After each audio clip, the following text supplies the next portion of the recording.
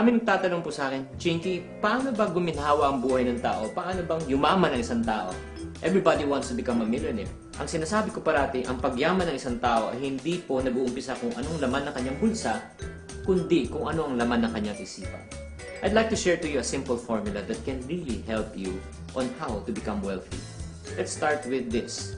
Mindset plus action equivalent to what we call as result. Ulitin po natin. Mindset plus action equivalent to result. Kung tayo po ay may negative mindset, tayo po rin magkakaroon ng negative action, negative din ang magiging resulta ng ating buhay. Kung tayo naman po ay positive mag-isip, positive din po ang action, positive din po ang magiging resulta. Ang isang magandang halimbawa po ay katulad ng paano tayo pinapalaki ng ating mga magulang. Sinasabi sa atin ng ating mga magulang, anak, mag-aral ka mabuti para paglaki mo maghanap ka ng magandang trabaho. Ano mo masama sa trabaho? Wala.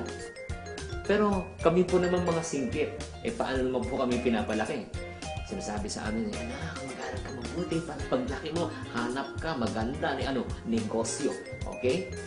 Marami yung mga classmate na mga Pilipino naghanap ng magandang trabaho, nagpass na magandang resume after graduation.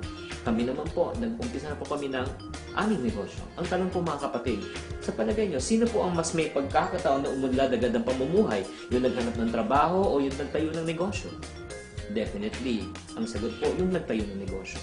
Maraming nagsasabi naman, Chinky naman, wala naman kaming puhunan, wala naman kaming, let's say, connection.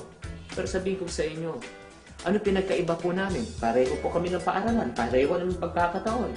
Ang pinagkaiba po, kung ano po ang mindset ng magulang sa kanyang anak. Ganun po kapangyarihan yung mindset. If we change our mind, we will change our life. So may mga katanungan, paano ba natin binabago ang ating mga mindset? Una, ang sinasuggest ko parati, kailangan po tayong magbasa ng mga positive na libro. Makinig tayo sa mga tapes or mga preaching or if not naman motivational speakers. Pangatlo, lumayo tayo sa mga taong negative at sumama tayo sa mga tao naman parating positive. Layuan niyo yung mga parating reklamo ng reklamo. Wala pong magandang maidudulot po sa buhay natin. At isa pang katanungan ng mga tao, does it necessarily mean to say, kung negative ka mag-isip, negative na yung magiging resulta mo? Definitely, yes. Kung negative po tayo mag-isip, negative din po ang ating action, negative din po ang ating result.